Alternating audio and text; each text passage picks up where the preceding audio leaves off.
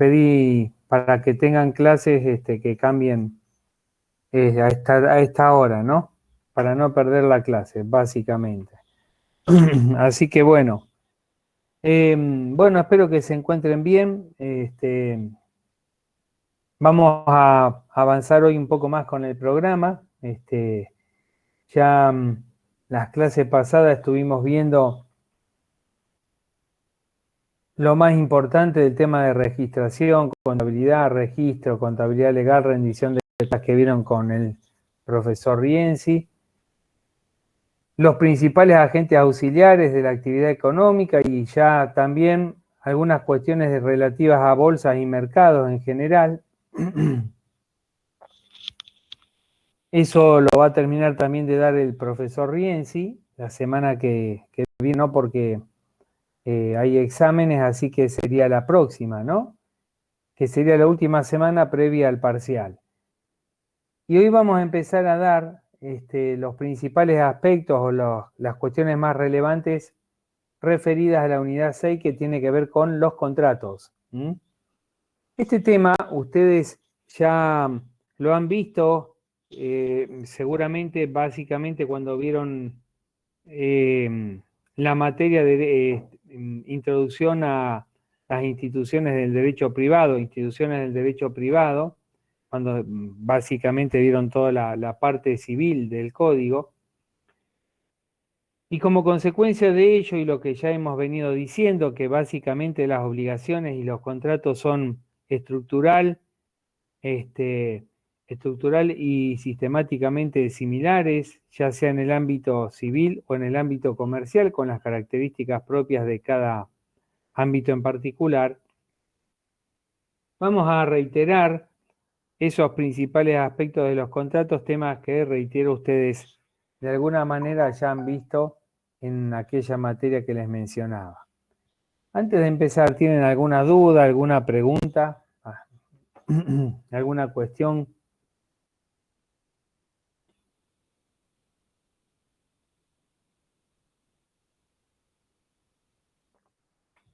El código. ¿Estuvieron viendo alguna? No, profe, de mi parte no. Bueno. Las unidades que están en la 1, la 2 y la 3, que están en el campus, y el código. Bien, Ahora muy bien. nos encontramos que después de la 3 ahí no hay casi material. Después de la 3 hay poco material. Sí, pero básicamente, perdón, básicamente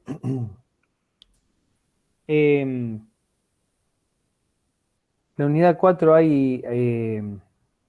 hay algo, en la unidad 5 también no es mucho, pero si ustedes ven, también hay cierto material, no todo completo, es más que nada para que ustedes tengan una base para empezar a entender cada unidad y después lo van complementando con las leyes específicas y con el código, ¿no? Y la unidad 6 también hay una especie de resumen referida al tema de contratos, así que la idea es que ustedes empiecen a ver ahí. Por supuesto, todo no está ahí, siempre es recomendable dirigirse a leer también libros y especialmente las leyes y el código, como yo les decía. Bueno,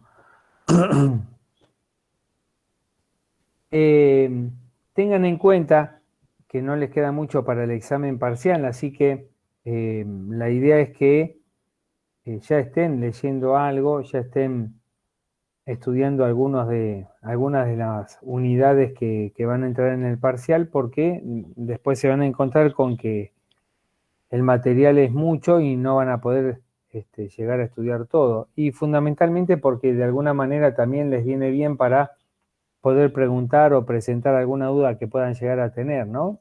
Así que bueno. Bien. Perdón, el parcial es multi-choice. Es multiple choice, sí. Sí. En este caso sí. ¿Y cuántas preguntas son? Bueno, la verdad estamos viendo, vamos a ver qué cantidad de preguntas hacemos.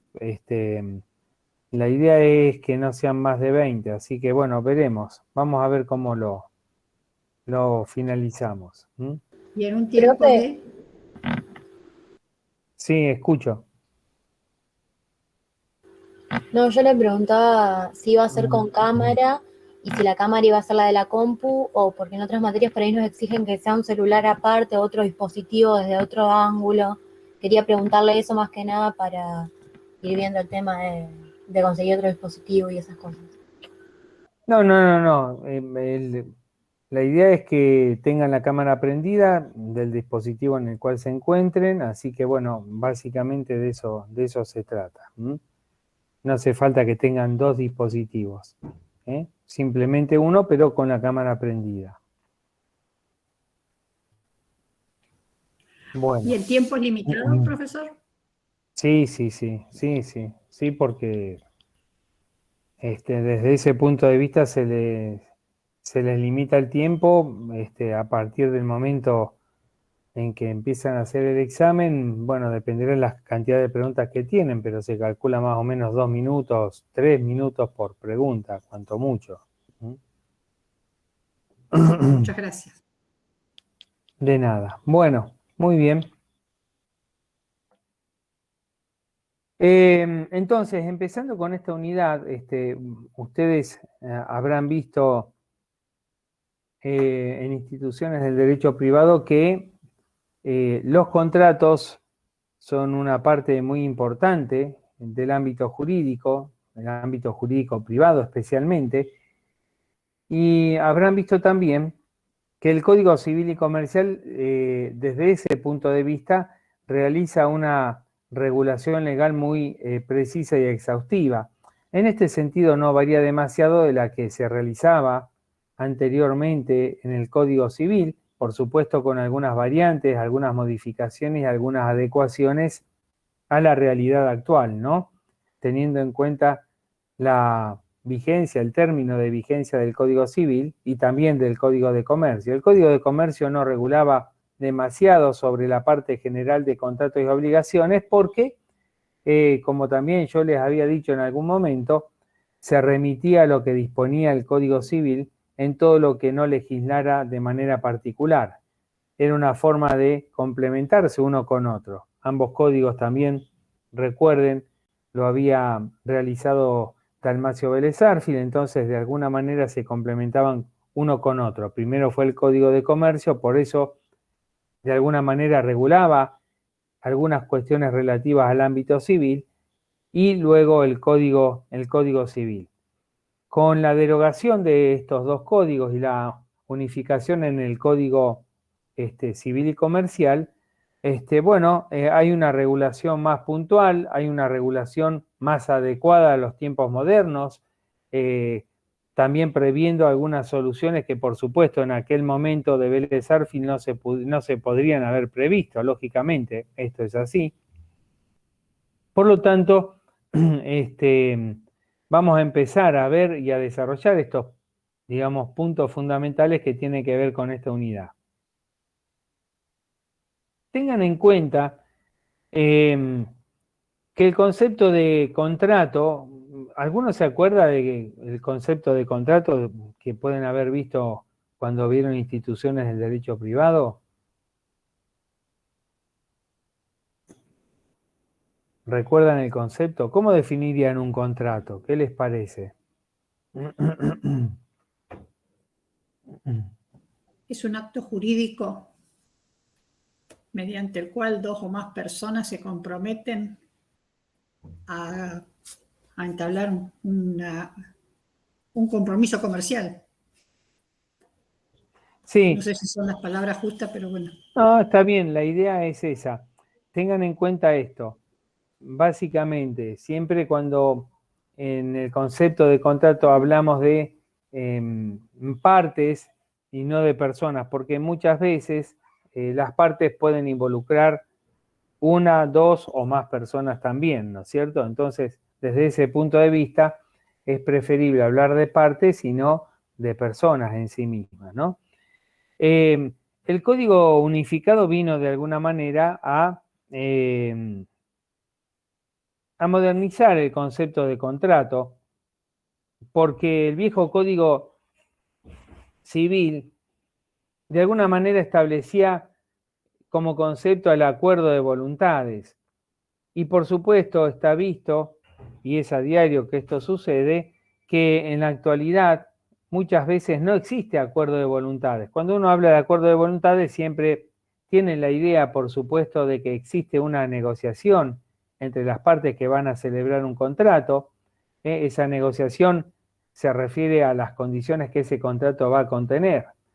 Y en muchas ocasiones esto no sucede. Hoy en día yo diría que en un gran porcentaje de casos esto no sucede porque evidentemente ya existen los contratos que hoy en día conocemos como contratos de adhesión, o contratos con cláusulas predispuestas, donde de alguna forma una de las partes ya está condicionada, ya está muy condicionada a celebrar un contrato y a sujetarse a pautas que están previstas de antemano. Y entonces, en esta situación particular, la posibilidad de negociar, de modificar algunas cláusulas que tienen que ver con un contrato, no existen. Y si no, piensen ustedes, por ejemplo, cuando van a contratar un seguro, donde evidentemente les entregan una póliza que ya tiene condiciones generales predispuestas, que ustedes no pueden modificar, porque se refiere justamente a ese tipo de contrato en especial, a esa rama que van a contratar, por ejemplo, un seguro de vida, supongamos ese ejemplo. O cuando, por ejemplo, ustedes van a un banco y contratan determinados servicios bancarios, supónganse, quieren sacar una tarjeta de crédito, pedir la apertura de una caja de ahorro, etcétera. Bueno, ustedes van a ver que el banco les hace firmar una serie de escritos que son cláusulas predispuestas, es un contrato, pero que ustedes no pueden modificar, no le van a ir a decir al banco, no, acá te traje todo lo que vos me diste, pero la cláusula quinta quiero que la redacte de este modo, la séptima sacala y la octava, no, el banco desde ese punto de vista no va a aceptar de ninguna manera esas modificaciones que ustedes pueden llegar a proponerle. Entonces son contratos predispuestos donde no hay una negociación, una discusión que sea semejante, donde exista paridad, porque lógicamente en estos casos que yo les mencionaba, por ejemplo en el contrato de seguro o en el contrato bancario, evidentemente estamos hablando de empresas que son especializadas, empresas que se dedican y que tienen además un poder económico muy importante que impiden que exista una paridad en la negociación. Todo esto viene a cuento porque, bueno, de alguna manera ese viejo concepto, perdón, ese viejo concepto que establecía el Código Civil del contrato fue modificado en el Código Civil actual, básicamente teniendo en cuenta estas características. Entonces, el nuevo código, en el artículo 957, establece lo que es el concepto de contrato. Y justamente dice que es un acto jurídico, es un acto jurídico mediante el cual dos o más partes, habla de partes y no de personas, manifiestan su consentimiento. Dos o más partes manifiestan su consentimiento con la finalidad de crear, regular, modificar, transferir o extinguir relaciones jurídicas patrimoniales. Con lo cual, básicamente, los contratos sirven y tienen por objeto relaciones jurídicas patrimoniales, ¿no? Este es el concepto que está en el código, el artículo 957. Un acto jurídico, lo reitero, mediante el cual dos o más partes manifiestan su consentimiento para crear, regular, modificar, transferir o extinguir relaciones jurídicas patrimoniales.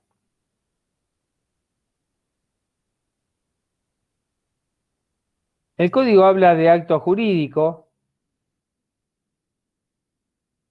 y si nos vamos al concepto de acto jurídico, estamos viendo que el código se refiere a actos humanos, no a actos de la naturaleza. Acto jurídico, el concepto está dado en el artículo 259 del Código Unificado. Allí dice que el acto jurídico es un acto voluntario lícito, que tiene por fin inmediato la adquisición, la modificación o la extinción de relaciones o situaciones jurídicas. Pero cuando hablamos de actos jurídicos siempre nos referimos a un hecho humano, no a un hecho que no sea humano. Entonces, el contrato es un acto jurídico, es decir, que es realizado por una persona humana, básicamente. Entonces, de eso se trata. También hay que tener en cuenta que los actos jurídicos lo pueden realizar las personas jurídicas, pero que siempre hay un representante que es persona humana, en definitiva, incluso en los casos de las personas jurídicas, ¿no? Entonces, el contrato es un acto jurídico, quiere decir que es un hecho voluntario, humano, mediante el cual entonces se crean, regulan, modifican, transfieren o extinguen relaciones jurídicas patrimoniales. Exige el consentimiento, y este no es un dato menor,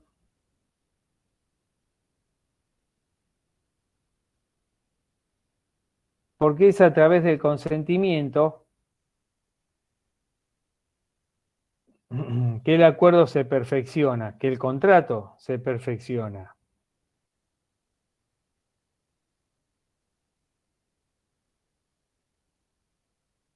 Después vamos a ver rápidamente la clasificación de los contratos, pero el hecho de que el contrato requiera el consentimiento de las partes para que se perfeccione, de alguna manera hace que aquella distinción entre contratos reales y contratos consensuales hoy en día no tenga tanta relevancia desde el punto de vista jurídico. Antes esa clasificación disponía que los contratos podían ser reales o consensuales. Los consensuales se perfeccionaban, es decir, producían derecho, eso significa que se perfeccionaban, con la manifestación de las partes, ¿no? Con el consentimiento de las partes. Y los contratos reales se perfeccionaban con la entrega de un bien, cuando el objeto del contrato justamente consistía en la entrega de un bien. Hoy en día los contratos se perfeccionan con el consentimiento. Entonces, desde ese punto de vista, esa distinción ha perdido cierta relevancia jurídica.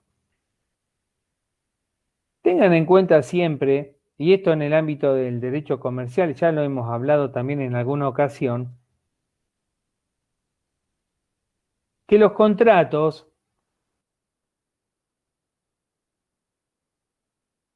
es una forma inequívoca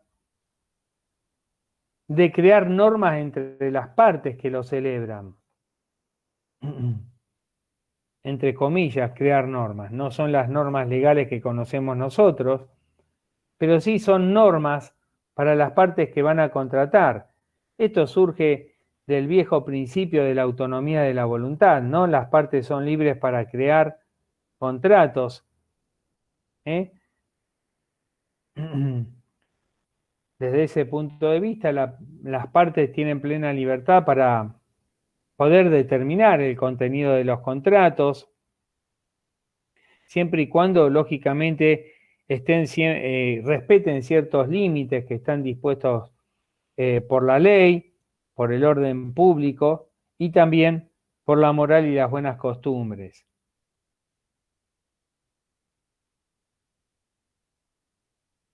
Estos son los límites que la ley establece para el contenido de los contratos. El contenido no puede ser contrario a la ley, contrario al orden público ni a la moral y buenas costumbres. Y les decía que es una norma para los contratantes porque de alguna forma el contrato regula las relaciones jurídicas entre las partes signatarias, las partes contratantes. Es obligatorio para las mismas y produce plenos efectos siempre y cuando respeten estos límites que yo les mencionaba anteriormente.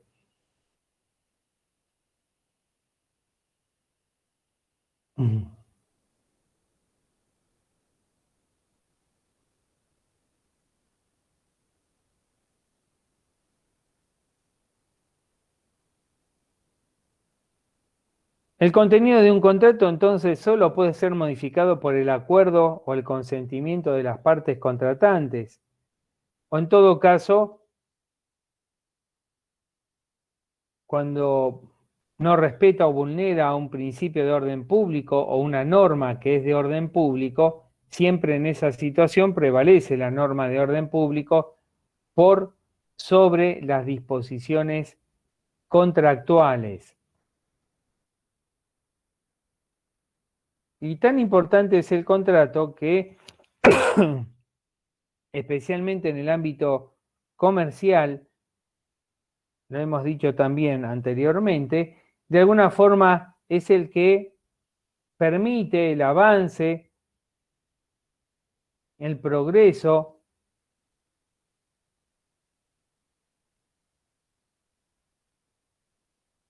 porque a partir de este principio de la autonomía de la voluntad, las partes tienen la posibilidad de crear nuevos contratos que se adapten a las necesidades actuales, que de alguna manera vayan a satisfacer nuevas necesidades, nuevos aspectos que se van presentando, ciertos adelantos, etcétera, ¿no? Los contratos de alguna manera siempre son la punta de lanza, ¿no? Que abren el camino para que luego determinadas relaciones jurídicas se vayan consolidando. Los contratos muchas veces terminan siendo una fuente del derecho. Los contratos celebrados entre las partes que no tienen tipicidad legal, a eso me refiero, ¿no? En el ámbito comercial, básicamente esto es importante. Hemos dicho ya que el derecho comercial es un derecho cambiante que se va adecuando a las diferentes realidades sociales, a los diferentes requerimientos, a las diferentes necesidades que se van dando en diferentes etapas, en diferentes momentos históricos. Y bueno, justamente es el derecho comercial el que tiene más preponderancia en este tema, ¿no? Porque de alguna manera subsume o adopta esas nuevas necesidades, le va dando formas diferentes y a través de esas formas que se les va dando, también la tipicidad se va adquiriendo, porque seguramente en nuevos contratos que se van realizando y celebrando, también surgen conflictos, allí interviene la justicia, y también comentarios doctrinarios, comentarios de especialistas, que van delimitando, que van de alguna manera estableciendo las características de ese nuevo contrato, que lo van definiendo, hasta que finalmente, en muchas ocasiones, se termina regulando a través de una ley las características del contrato, la naturaleza jurídica, etcétera, ¿no? Por eso es importante considerar que el contrato básicamente es una forma en la cual el derecho se va actualizando y nutriendo de manera permanente a través de la realidad social y de las necesidades y exigencias. A tal punto el contrato es importante para las partes que los jueces no pueden modificar las disposiciones contractuales, salvo en aquellos casos puntuales donde una de las partes solicite la intervención judicial para que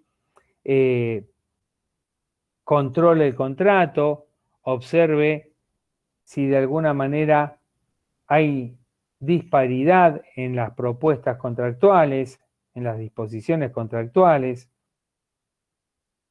y siempre y cuando lo autorice la ley,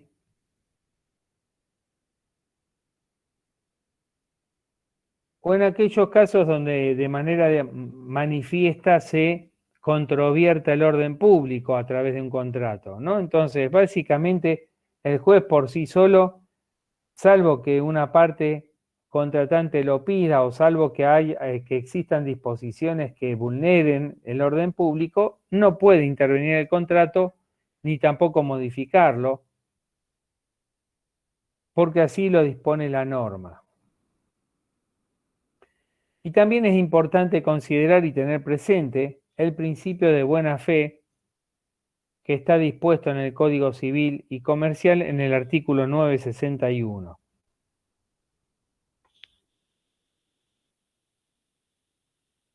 De alguna manera hemos estado viendo acá los artículos del Código del 957, que es el concepto o definición de contrato, hasta el 961, que es el principio de buena fe. Este principio de buena fe es importante porque sirve para celebrar, interpretar y ejecutar los contratos. En este sentido, este artículo establece que justamente los contratos deben celebrarse, interpretarse y ejecutarse de buena fe. Obligan no solamente a lo que se ha expresado en el mismo contrato a través del texto legal que contiene, del texto que contiene el contrato, sino a todas las consecuencias que puedan considerarse comprendidas de ese contrato, ¿no?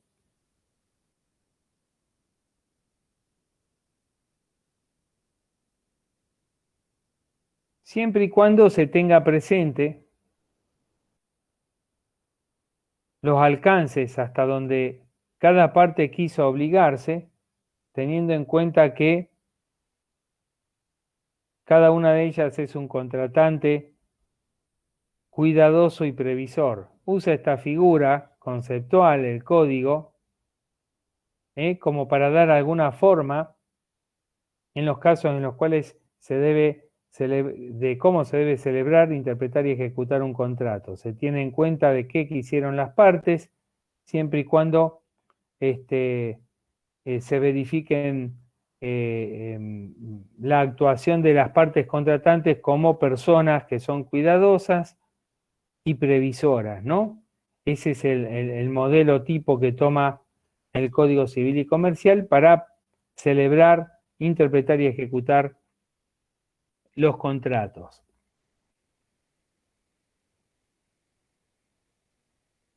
Entonces, los contratos son actos jurídicos, actos jurídicos mediante el cual las partes manifiestan su consentimiento para regular, transferir o extinguir relaciones jurídicas patrimoniales, como lo dice el 957.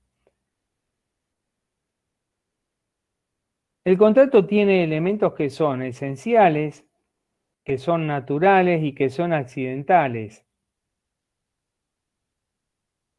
Elementos naturales, esenciales, naturales y accidentales.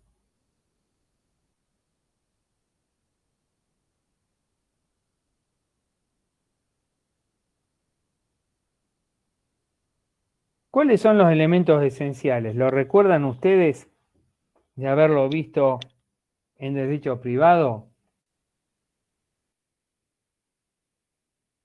Objeto, causa, forma. Muy bien, exactamente. El objeto, vamos a decirlo empezando por el consentimiento, que es el término que está previsto en el concepto, en la definición del artículo 957. Consentimiento, objeto, causa y forma. Muy bien, Belén. Consentimiento, objeto, causa y forma.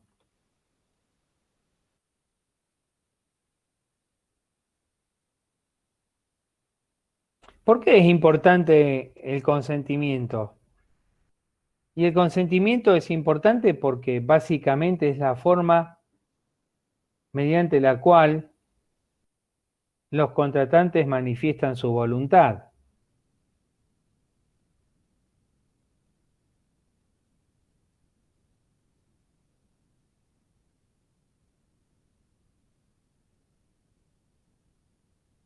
Quien quiere celebrar un contrato para que se pueda perfeccionar él mismo o tiene que expresar su voluntad. Normalmente esa expresión de voluntad es manifiesta, ¿no? Pero también se puede dar a través de hechos incontrastables.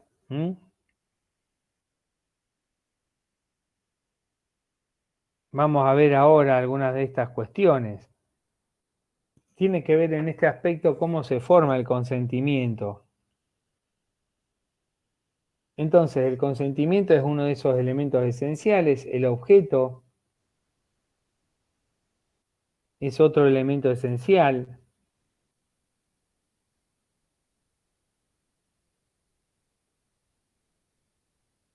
El objeto debe ser lícito en todo contrato.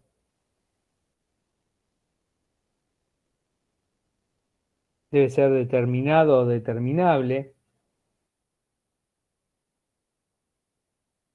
Cuando hablamos de objetos siempre tenemos en cuenta el objetivo que tuvieron las partes en el momento en que fueron a celebrar un determinado contrato, ¿no? El otro elemento esencial es la causa,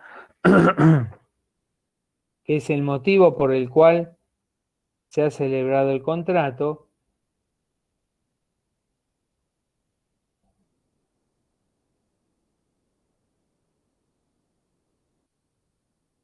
Y la forma,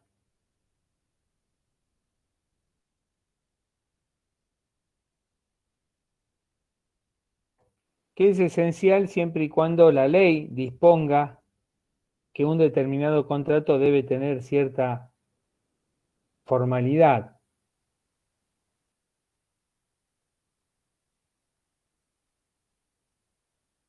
Cuando hablamos de forma nos referimos a ciertos requisitos que la ley exige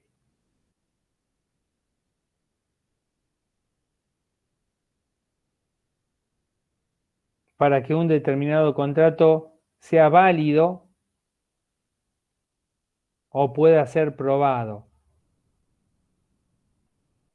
Desde este punto de vista hay una estrecha relación o un estrecho vínculo entre lo que es la forma y la prueba.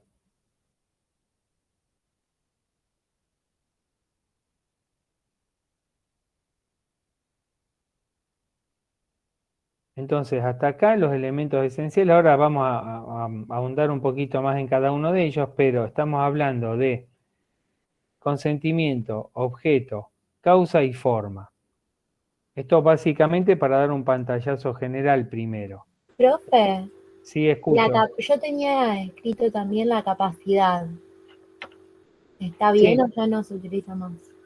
No, sí, la capacidad siempre es un elemento esencial. Lo que pasa es que dentro del consentimiento se incluye la capacidad, por decirlo de alguna manera. Solamente es válido el consentimiento de aquellas personas que resultan ser capaces, ¿no es cierto?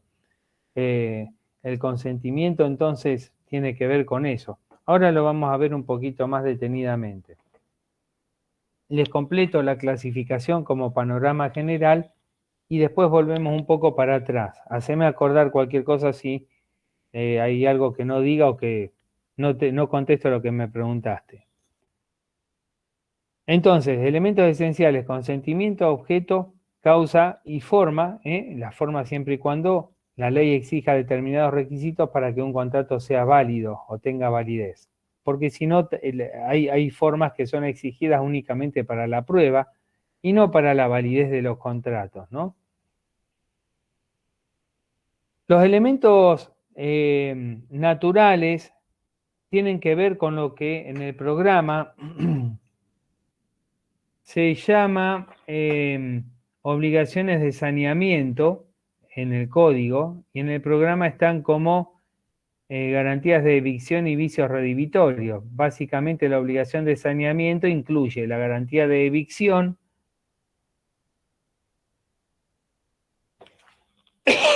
perdón, y los vicios redivitorios. Esos son elementos naturales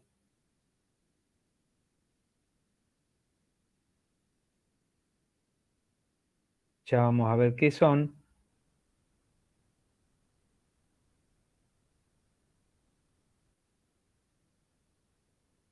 Y los elementos accidentales, que pueden o no estar en un determinado contrato, se refieren a la condición,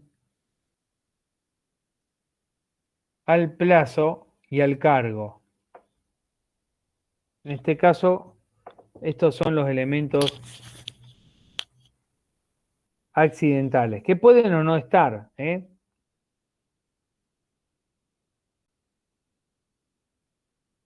Cuando hablamos de una condición, nos referimos a un acontecimiento futuro e incierto que puede o no llegar a producirse.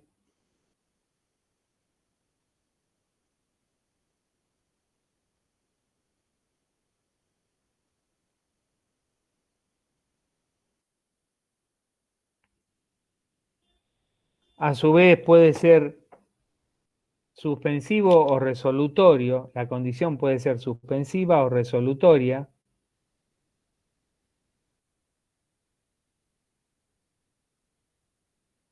La condición suspensiva es cuando se somete un determinado contrato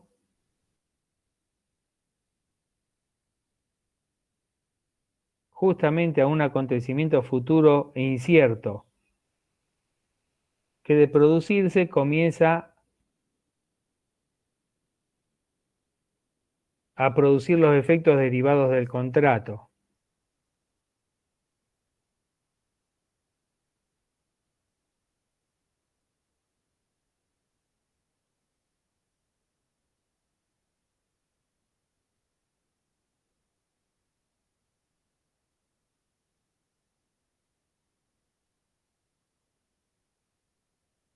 Por ejemplo, para que lo entiendan, tampoco es necesario que sepan puntualmente esto, pero para que lo entiendan, un contrato de compraventa, una parte, el vendedor celebra un contrato de compraventa, perdón, el comprador, el vendedor y el comprador celebran un contrato de compraventa de un vehículo, cualquier vehículo que se les pueda llegar a ocurrir a ustedes, para el día 30 de noviembre de 2021. Sujeto a la condición suspensiva de que el dólar llegue a 192. Es decir, que llegado el 30 de noviembre, si el dólar no llega a 192, el contrato no se va a perfeccionar. Si en ese momento el dólar está a 192 o más, comienza a producir efectos. Es decir, que en ese momento el comprador tendrá que pagar el precio convenido en dinero y el vendedor deberá entregar el vehículo que ha vendido. Es suspensivo porque no produce efectos sino hasta el momento en que se produce efectivamente ese acontecimiento, ¿no? El ejemplo que les di no es precisamente un acontecimiento tan incierto, porque seguramente el dólar va a estar a 192 en noviembre, pero ese es otro tema. Bueno, eso con respecto a la condición suspensiva. También puede ser resolutoria, al revés, el contrato produce efectos entre las partes desde el momento de celebración, pero si se produce el acontecimiento futuro e incierto, cesa, se resuelve, deja de producir efectos. ¿Está? De todas maneras, esto se lo explico rápidamente, no es necesario que lo sepan puntualmente es simplemente un recordatorio. Entonces, elemento accidental es condición, que puede ser suspensivo o resolutoria, plazo, el plazo, que también puede ser suspensivo o resolutorio. El plazo es un término de tiempo que las partes han estipulado a partir de el cual se producen hasta donde se pueden llegar a producir efectos de un contrato o directamente se pueden empezar a producir, depende si es suspensivo o resolutorio, conforme recién les decía. Elementos accidentales, condición, plazo y el cargo.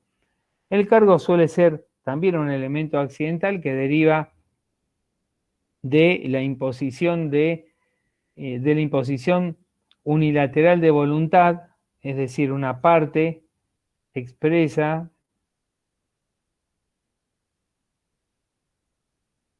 un determinado requerimiento a quien se ve beneficiado con una liberalidad. Esto, a ver, para que lo entiendan, tampoco es esencial, lo manifiesto para que ustedes lo sepan, pero básicamente, por ejemplo, cuando una persona realiza un testamento para ya que ella fallezca, destinar dentro de los bienes que puede disponer, porque en realidad hay bienes que puede disponer y hay bienes que no, hay que respetar la legítima de los herederos forzosos, pero puede disponer de cierta cantidad de bienes.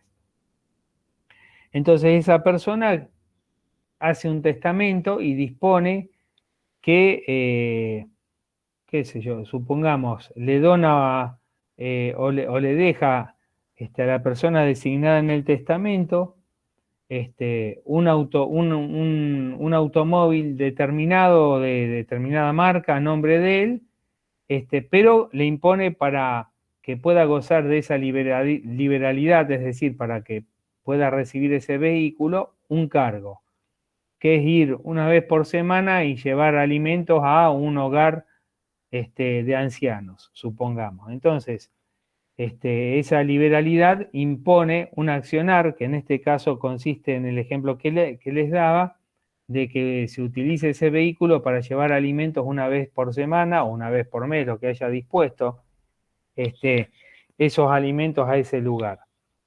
Eso es el cargo, ¿no? La imposición de una determinada conducta, un determinado requerimiento para que la persona que se beneficia con una liberalidad pueda disponer de un determinado bien.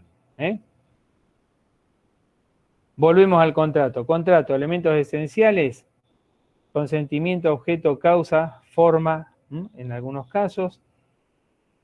Elementos accidentales, condición, plazo y cargo.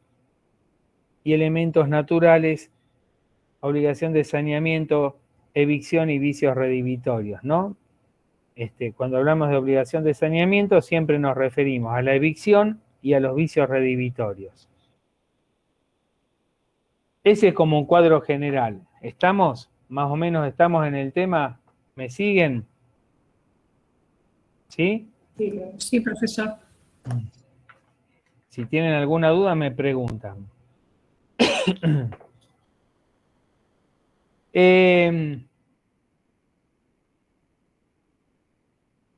Vamos a ver unas cuestiones relativas al consentimiento. ¿Cuándo se perfecciona la formación del consentimiento? ¿Cuándo se da? ¿En qué casos? Básicamente, cuando hay contratos que se celebran entre presentes, no hay mayores problemas porque el consentimiento y la formación del contrato se produce en el momento que las partes expresan el consentimiento en ese mismo momento, ¿no? Fíjense, por ejemplo, en este aspecto, en 971 del Código Civil y Comercial, que establece la formación del consentimiento. Los contratos se concluyen con la recepción de la aceptación de una oferta o por una conducta de las partes que sea suficiente para demostrar la existencia de un acuerdo. Entonces, básicamente siempre hay una oferta y una aceptación. Entonces, cuando se da la oferta y la aceptación, se concluye el contrato. El tema no produce mayores inconvenientes cuando las partes están presentes y ambas partes se ponen de acuerdo, por ejemplo, a través de la firma de un contrato, ¿no? O, por ejemplo, también el código establece la oportunidad de que el consentimiento se manifieste por conductas inequívocas. Por ejemplo, cuando se venden mercaderías que se encuentran en un depósito y el vendedor le entrega al comprador las llaves y éste va y retira esas mercaderías del lugar. Esta es evidentemente un comportamiento inequívoco, o el comprador va y pone sus marcas sobre esos bienes o productos que están en ese depósito. También evidentemente están manifestando a través de su actuación, de su manera de actuar, de su conducta, que ha consentido ese contrato de compraventa, por ejemplo, ¿no? El problema por ahí surge cuando las partes no están presentes en el mismo lugar, y en esa situación puede llegar a producirse algún tipo de conflicto. Previamente, hay que decir que la oferta está definida en el 972. Cuando uno habla de oferta, habla de una manifestación que se dirige a personas determinadas o determinables. Oferta es una manifestación que se dirige a personas determinadas o determinables. Esto, lógicamente, como lo dice el 972, con la intención de obligarse y con todas las especificaciones o precisiones necesarias que sean indispensables para que se pueda saber cuáles son los efectos que va a producir esa manifestación. Entonces, básicamente la oferta es una manifestación dirigida a personas determinadas o determinables, con todas las especificaciones, con todas las precisiones que son necesarias para establecer cuáles son los efectos que puede llegar a producir en caso de que esa manifestación sea aceptada. Fíjense que cuando hay una persona determinada a quien va dirigida esa manifestación, esa oferta, esa manifestación específica, puntual y precisa, cuando va dirigida a una persona determinada, esa persona es la que debe aceptar o no la propuesta, la oferta, y para que se produzca la formación del consentimiento, se tiene que aceptar en su totalidad, porque si no se acepta en su totalidad, se entiende que hay una contraoferta. Para que se produzca la formación del consentimiento, la oferta tiene que ser aceptada en su totalidad, en todos los puntos y especificaciones. Si hay alguna modificación por parte de la persona a quien está dirigida esa oferta, se entiende que está hecho una contraoferta o contrapropuesta, y en ese caso tendrá que ser aceptada por el primer ofertante. En el caso de que son ofertas dirigidas a personas indeterminadas, el código entiende que son invitaciones a que estas personas indeterminadas hagan ofertas. Esa oferta a personas indeterminadas es una oferta para que las personas indeterminadas hagan ofertas, en pocas palabras, ¿no?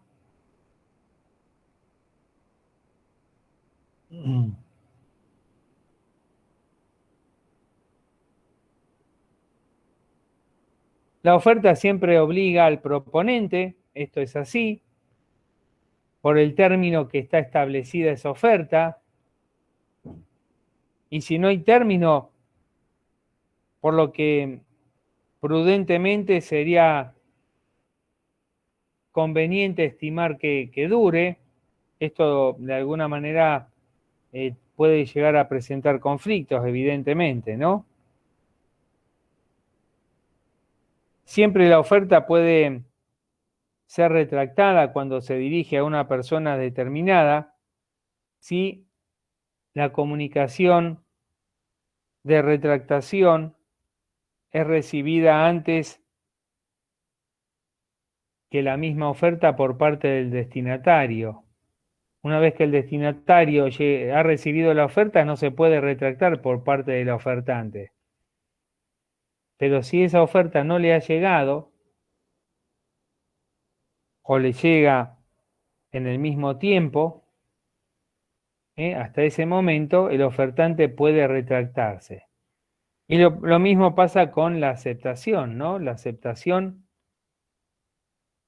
o sea, la persona a quien va dirigida una oferta y manifiesta su aceptación, no estando presente, puede retractarse de esa aceptación siempre y cuando la aceptación no haya sido recibida por el ofertante.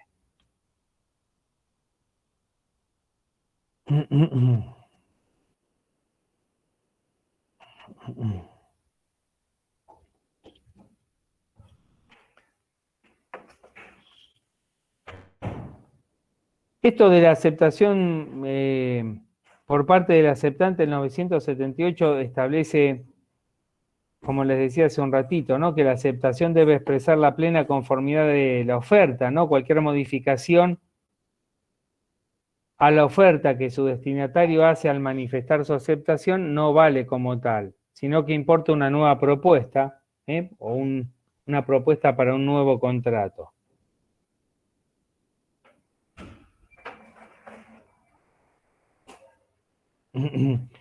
La aceptación se da, lógicamente, a través de una manifestación o toda declaración que puede llegar a ser indubitable.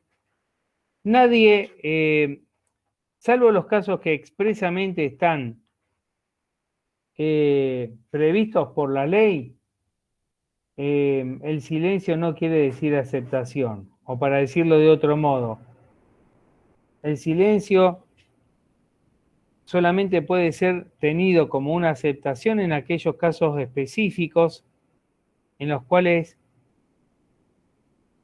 el destinatario tiene obligación de contestar y no lo hace.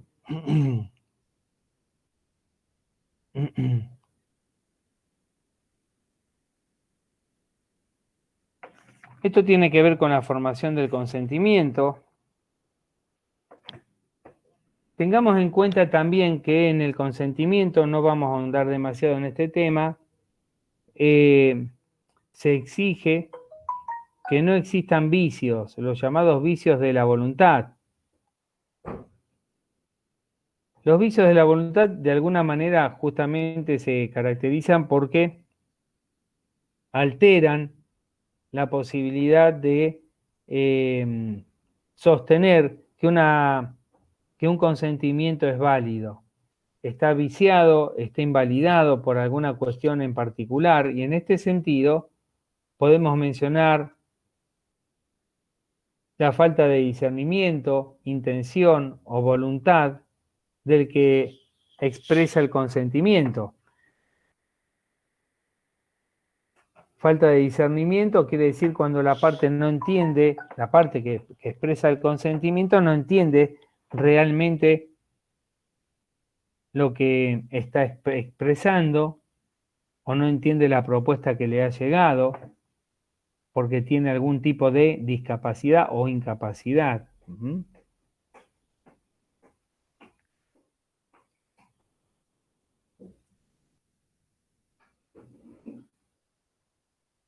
Porque de alguna manera existe una lesión también.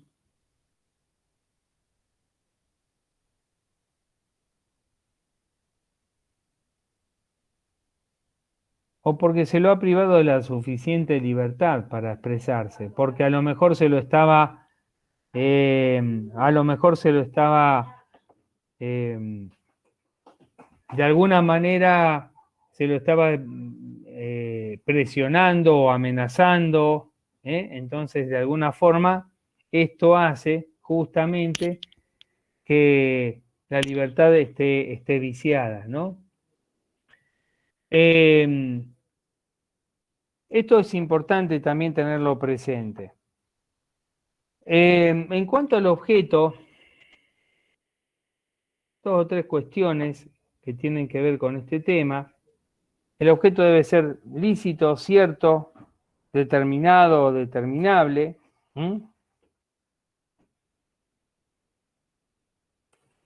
Desde este punto de vista, no vamos a ahondar demasiado en este tema.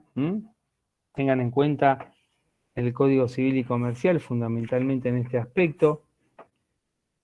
La causa igual, la causa tiene que ver con el motivo por medio del cual se firma o celebra un determinado contrato. En este sentido también es importante tener presente cuáles son las consecuencias, los antecedentes para la celebración de un determinado contrato.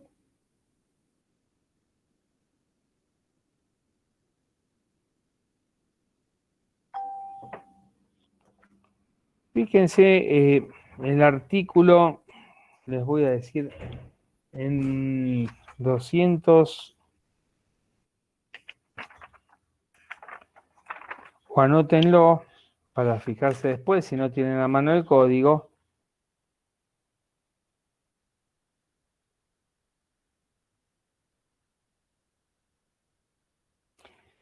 Si lo quieren ver más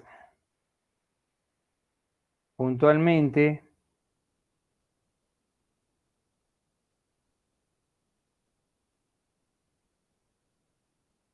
artículo 265 se refiere al error como vicio de la voluntad,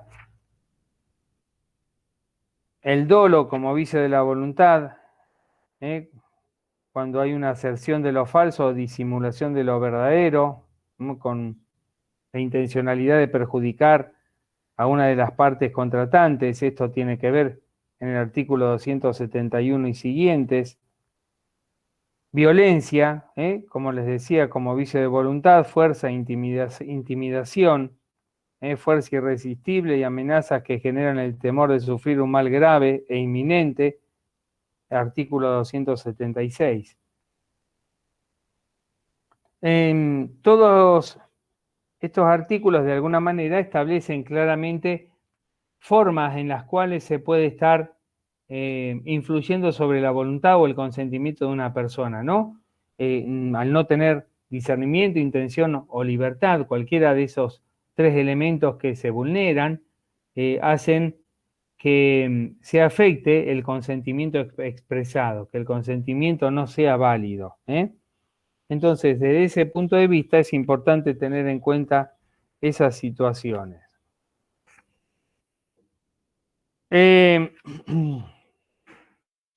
Otro elemento también a tener en cuenta es la lesión, que está regulada en el artículo 332. Cuando una parte explota la necesidad, debilidad psíquica o inexperiencia de la otra para obtener una ventaja patrimonial, artículo 332. Esto es importante también, el tema de la lesión, que yo les mencionaba hace un ratito y que de alguna manera expresa claramente una vulneración al elemento consentimiento, que yo les estaba diciendo hace un ratito. Bien, el objeto está regulado desde el artículo 1003 en adelante. No vamos a entrar tampoco a ver demasiado este tema. Debe ser lícito, posible, determinado, determinable. El objeto debe ser susceptible de valoración económica. No pueden ser objeto de los contratos los hechos que son imposibles o estén prohibidos por las leyes, sean contrarios a la moral o al orden público. Esto ya lo hemos dicho también. Y la causa está prevista en el artículo 1012 y 1013. La causa debe ser lícita, debe existir en la formación del contrato y durante su celebración, y la forma está en el 1015 en adelante. En principio, los contratos se caracterizan porque hay libertad en las formas, es decir, en principio, salvo casos puntuales y precisamente establecidos, el código no exige forma determinada. En principio rige la libertad de las formas, ¿no?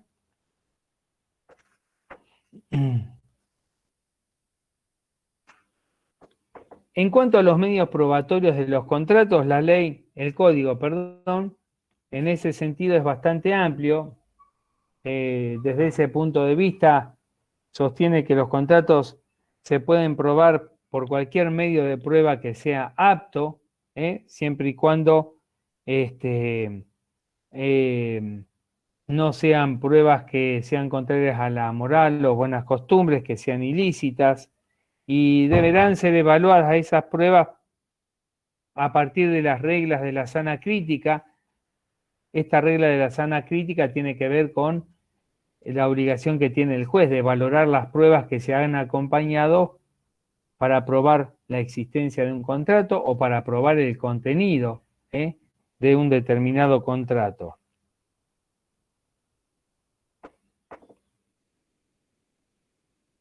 La interpretación de los contratos tampoco establece mayores inconvenientes. Los contratos se deben interpretar fundamentalmente de acuerdo a las normas y parámetros que están establecidos en los artículos 1061 en adelante, teniendo en cuenta las reglas de los usos y costumbres, las reglas aplicables a cada contrato en particular. Y vale la pena mencionar aquí la seña o arras, que está regulada en el artículo 1059 del Código Civil y Comercial. Este elemento de la seña o arras se había unificado anteriormente. El Código Civil y el Código Comercial tenían regulación diferente en cuanto a la seña o arras, luego se unificó, hubo una ley que los unificó, el mismo artículo se dispuso para ambos códigos y por supuesto el código actualmente vigente también lo toma en el artículo 1059. Acá el código en el artículo 1059 establece que la seña o arras tiene carácter confirmatorio, es decir, que se entrega como parte integrante del precio que se tiene que pagar en la celebración de un contrato y como signo de confirmación del mismo. Por lo tanto, ninguna de las partes tiene la facultad de arrepentirse, salvo que se disponga lo contrario. Por lo tanto, si al celebrarse un determinado contrato y se entrega una seña o arras, esa seña o arras se entiende como que es parte del precio y ratifica la celebración del contrato, no pudiendo las partes arrepentirse. Pero las partes pueden disponer lo contrario. Para eso, lógicamente, debe expresarse de manera específica a través de una cláusula en el contrato. Las partes podrán disponer en este sentido que la seña o arras tiene carácter de penitencial y no confirmatoria. Y en este caso o situación, cuando la seña tiene el carácter de penitencial, cualquiera de las partes se puede arrepentir de la celebración del contrato perdiendo esa seña o arras que ha entregado.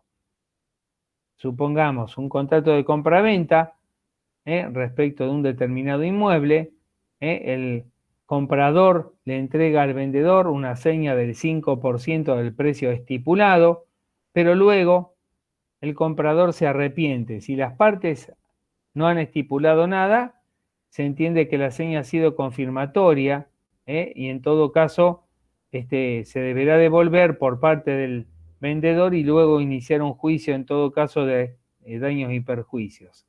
Pero si las partes estipulan expresamente en una cláusula del contrato que la seña fue penitencial, en este caso el comprador, si es quien se arrepiente, perderá ese 5% Y si el que se arrepiente es el vendedor, deberá devolver el 5% que recibió del comprador y entregarle o pagarle un 5% al comprador como consecuencia de su arrepentimiento. No es que le debe devolver el doble, sino que le tiene que devolver lo que recibió y pagarle otro tanto, pagarle una cifra igual que la que había recibido en concepto de seña o barras. Esto siempre y cuando, reitero, se disponga que la seña tiene características de ser penitencial y no confirmatoria.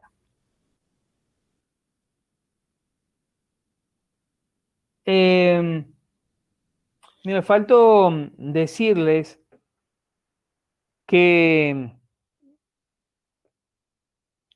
el Código Civil y Comercial dispone una clasificación general de los contratos. Fundamentalmente, esa clasificación se puede basar en 3 tipos. Los contratos discrecionales, los contratos de adhesión que están sujetos a cláusulas predispuestas, contratos de adhesión sujetos a cláusulas predispuestas y los contratos de consumo. Los primeros, que son los contratos discrecionales, son los que las partes al contratar se encuentran en un pie de igualdad y pueden negociar en referencia a las cláusulas que va a contener ese contrato. Contratos discrecionales, las partes están en un pie de igualdad y de alguna forma pueden negociar para establecer las pautas del contrato, las cláusulas que va a tener el mismo.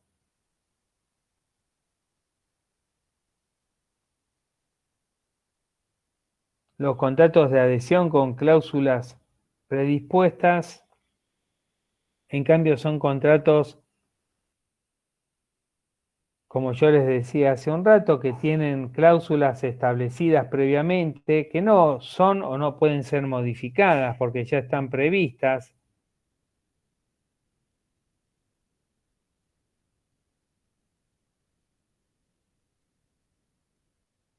En contratos que son predispuestos, contratos que ya están preimpresos.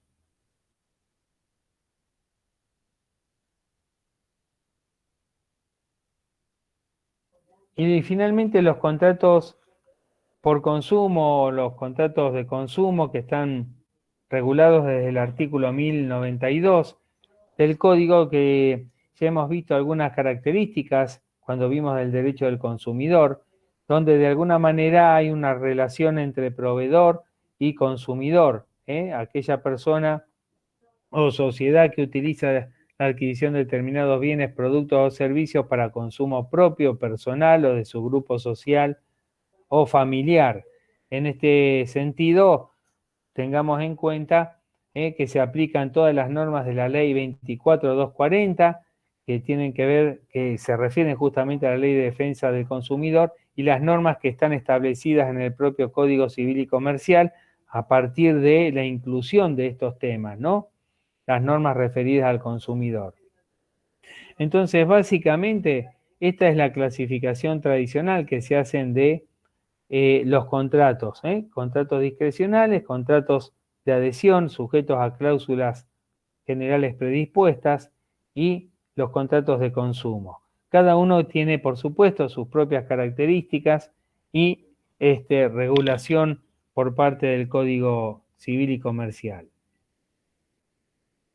En cuanto a los elementos naturales, yo les mencionaba, esto es denominado o tratado en el Código Civil y Comercial bajo el concepto o la idea de obligación de saneamiento, y regula lo que tiene que ver con la evicción y los vicios redivitorios. La garantía de evicción y los vicios redivitorios.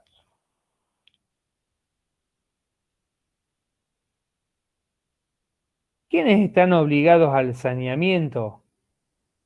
Es decir, a responder en casos de evicción o vicios redivitorios, ya vamos a ver más precisamente estas cuestiones, están obligados aquellos que transmiten bienes a título oneroso, aquellos que transmiten bienes a título oneroso, quienes han dividido bienes con otros,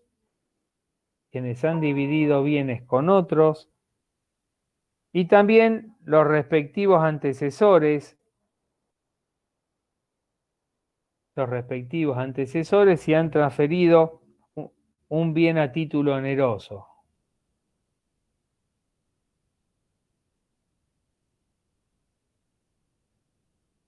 La garantía de saneamiento tiene que ver con la garantía de evicción y de vicios redivitorios. La garantía de evicción se refiere a que aquella persona que transfiere un bien a título oneroso debe garantizar la calidad del título que transfiere, es decir, que el nuevo adquirente de ese bien no va a ser turbado, no va a ser molestado en el legítimo derecho que ha adquirido. De alguna manera, lo que hace esta garantía de evicción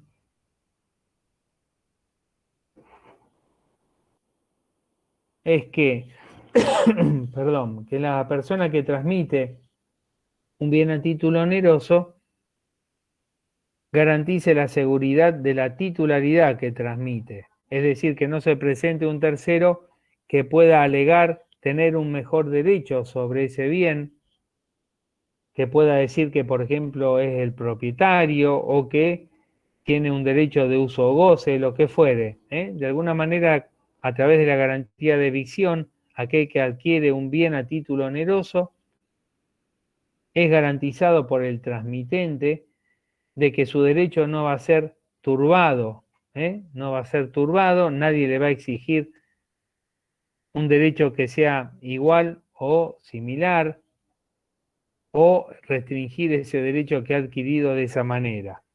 Y en cuanto a los vicios redivitorios se refieren a los vicios ocultos, aquellos vicios que tiene un determinado bien adquirido a título oneroso en el momento o previo a la adquisición y que son lo suficientemente importantes que si el adquirente hubiese sabido que existían, no lo hubiera adquirido directamente, no hubiera adquirido el bien, o lo hubiera adquirido pagando un precio mucho menor. Entonces, a través de los vicios redivitorios, responde el que transfiere un bien a título oneroso por vicios ocultos, vicios que estaban existentes en el momento de la transferencia o concomitantemente en el momento de la transferencia, que sean de importancia notoria esos vicios para que no puedan, para que puedan afectar el normal uso de ese bien que se ha transferido, y de esa manera también tiene que responder.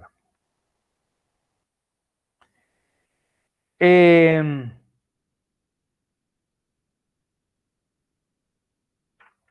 artículo 1044 se refiere a la responsabilidad por evicción.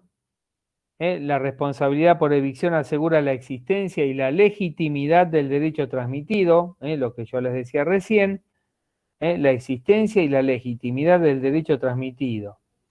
Y se extiende a toda turbación de derecho, total o parcial, que recae sobre el bien por causa anterior o contemporánea a la adquisición, los reclamos de terceros fundados en derechos resultantes de la propiedad intelectual o industrial, excepto si el enajenante se ajustó específicamente a especificaciones suministradas por el adquirente y las turbaciones de hecho causadas por el transmitente. En definitiva, este es el 1044, se refiere a garantizar la legitimidad y existencia del derecho que se ha transmitido a título oneroso. Y la responsabilidad por vicios ocultos está regulada desde el 1051 en adelante. Se entiende que la responsabilidad por defectos ocultos se extiende a los defectos no comprendidos en las exclusiones de 1053 hay una exclusión que establece respecto a los defectos del bien que el adquirente conoció o debió haber conocido si hubiese sido prudente en casos determinados y concretos, ¿no?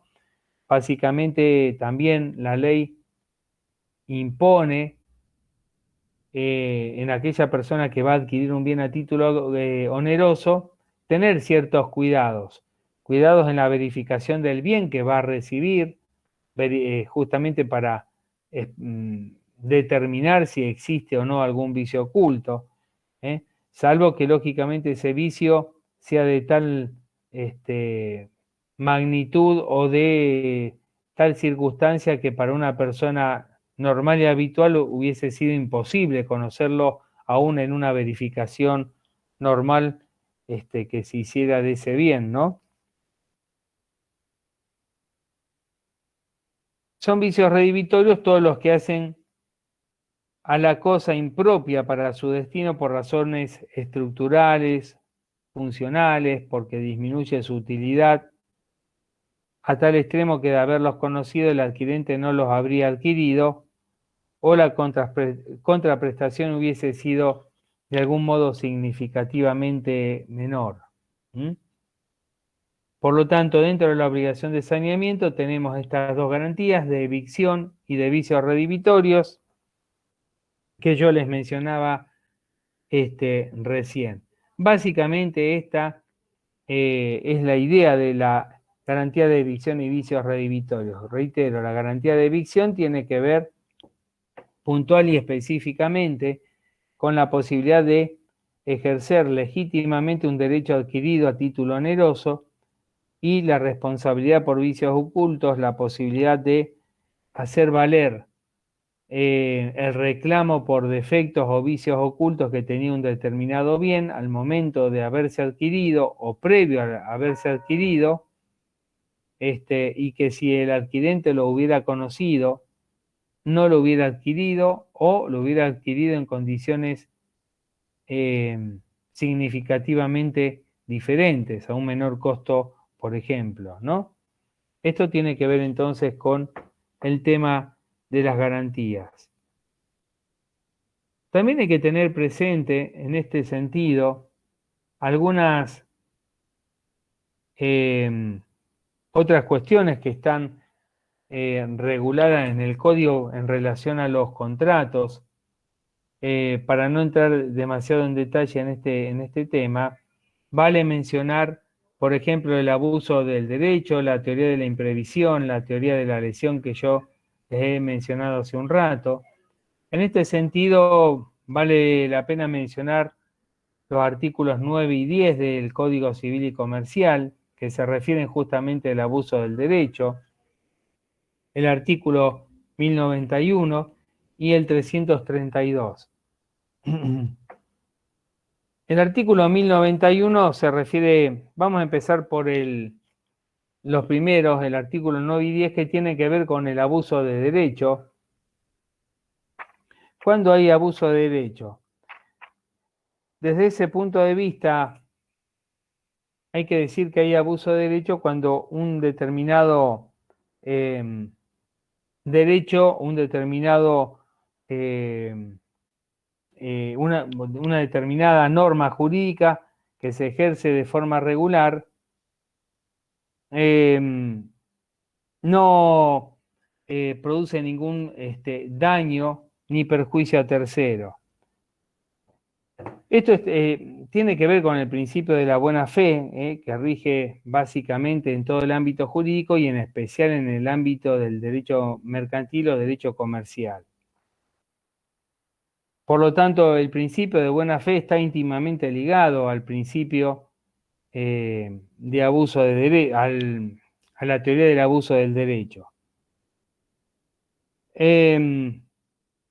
Cualquier ejercicio de un derecho que está consagrado en una norma jurídica o en una ley no puede ser el fundamento para ejercer un acto ilícito. Y esto es en el fondo lo que trata de evitar la teoría del abuso del derecho. que un ejercicio que normalmente sea regular se constituya en un acto ilícito.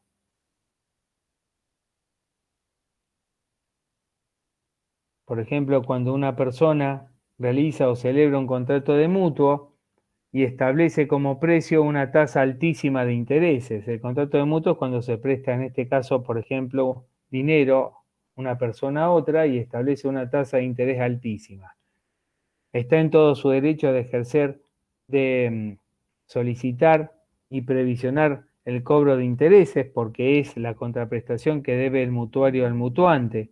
Pero básicamente hay un abuso de derecho en los casos en los cuales, por ejemplo, el mutuante impone una tasa de interés usuraria, ¿no? En ese caso, el derecho existe, está establecido por la ley, pero evidentemente es abusivo cuando impone una tasa de interés que nada tiene que ver con lo que es usual y normal en el mercado, ¿no? Entonces, básicamente a partir de esa situación, la ley no ampara el ejercicio abusivo de los derechos. Y se considera que es abusivo cuando contraría al orden jurídico, cuando va contrario a los usos y costumbres, o excede justamente esos límites que son impuestos por la moral, por las buenas costumbres, etc.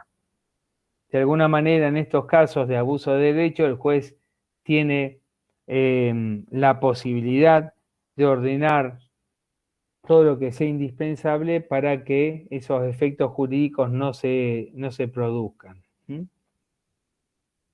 Esto es básicamente la teoría del abuso del derecho. La teoría de la imprevisión, la teoría de la lesión, la hemos mencionado hace un ratito en el artículo 332.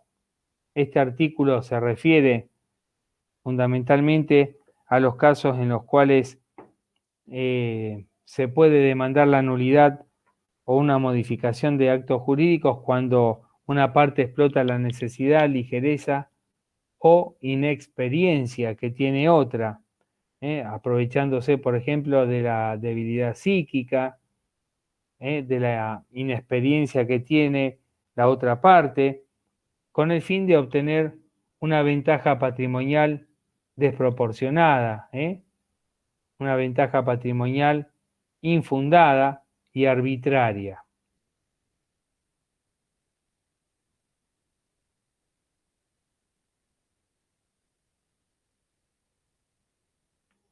Y el artículo 1091, que tiene que ver con la teoría de la imprevisión.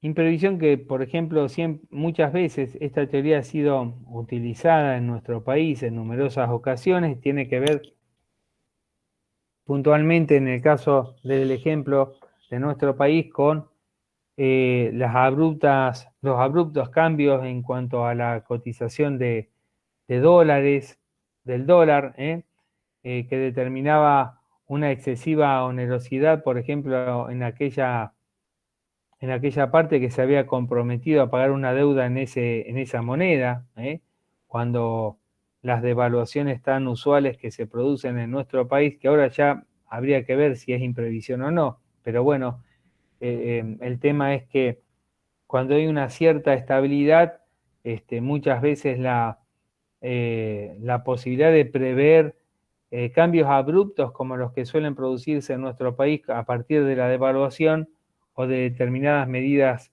de orden económico no pueden ser previstas, ¿no? Entonces eso muchas veces ocasiona un gravamen muy serio a una de las partes y la pone en situación muy compleja y muy complicada para cumplir con las prestaciones que estaban a su cargo, ¿no? Fíjense que el 1091 se refiere a esto. Fundamentalmente siempre hablamos de un contrato que tiene que ser bilateral, conmutativo de prestaciones diferidas o de ejecución diferida, para que justamente se pueda alegar esta teoría. El 1091 dice, si en un contrato conmutativo de ejecución diferida o permanente la prestación a cargo de una de las partes se torna excesivamente onerosa, son contratos conmutativos de ejecución diferida o permanente. Si la prestación a cargo de una de las partes se torna excesivamente onerosa por una alteración extraordinaria de las circunstancias existentes al tiempo de su celebración, sobrevenida por causas ajenas a las partes y al riesgo asumido por la que es afectada, ésta tiene derecho a plantear extrajudicialmente o pedir ante un juez por acción o por excepción la resolución total o parcial del contrato o su adecuada adecuación. Igual regla se aplica al tercero a quien le han sido conferidos derechos o asignadas obligaciones resultantes del contrato, y al contrato aleatorio si la prestación se torna excesivamente onerosa por causas extrañas a su alia propia. Básicamente, entonces, la teoría de la imprevisión lo que pone de relieve es la posibilidad de modificar las condiciones contractuales a partir de situaciones externas que no pudieron ser previstas por las partes al momento de celebrar el contrato, y que lo tornan excesivamente oneroso para una de ellas. Es decir, de alguna manera, lo que sucede es que hay una falta de equidad notoria por situaciones extrañas, por situaciones imprevistas, por situaciones que de ninguna manera las partes pudieron haber preveído, justamente porque son decisiones exógenas, decisiones muchas veces de políticas o de gobiernos o de cuestiones que son totalmente imposibles de llegar a prever. Ante esa situación y ante la onerosidad excesiva de las prestaciones que una de las partes tiene que realizar, se puede introducir este tema de la teoría de la imprevisión, justamente para de algún modo equilibrar las prestaciones o en todo caso resolver el contrato cuando ello pueda hacer que ocurra. Estas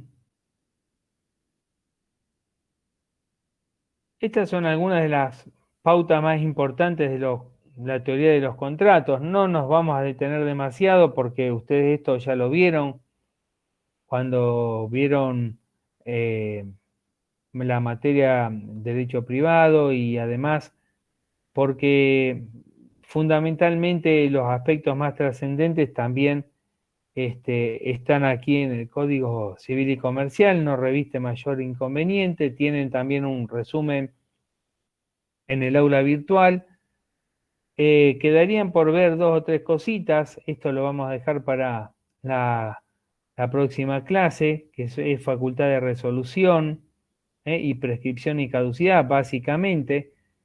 Les pido en todo caso que repasen este tema, que lo lean, por lo menos a ver si hay alguna duda, algún problema o algún inconveniente en entenderlo, y lo vemos entonces la próxima clase. La semana que viene no hay clases porque hay exámenes, así que la próxima, que es la última anterior al examen regularizador, vamos a terminar de dar con el profesor Rienzi todo lo que tiene que ver con el mercado de capitales, algunas cuestiones que quedan de los contratos,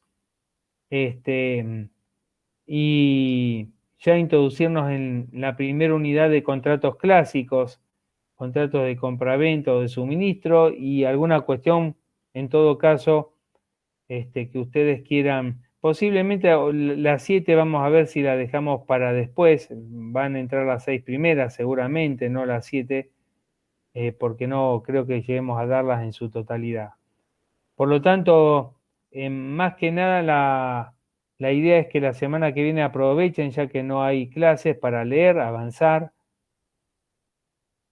y para que la semana previa al examen ustedes también aprovechen esa posibilidad de haber leído para presentar dudas o interrogantes que puedan llegar a tener sobre temas puntuales y específicos.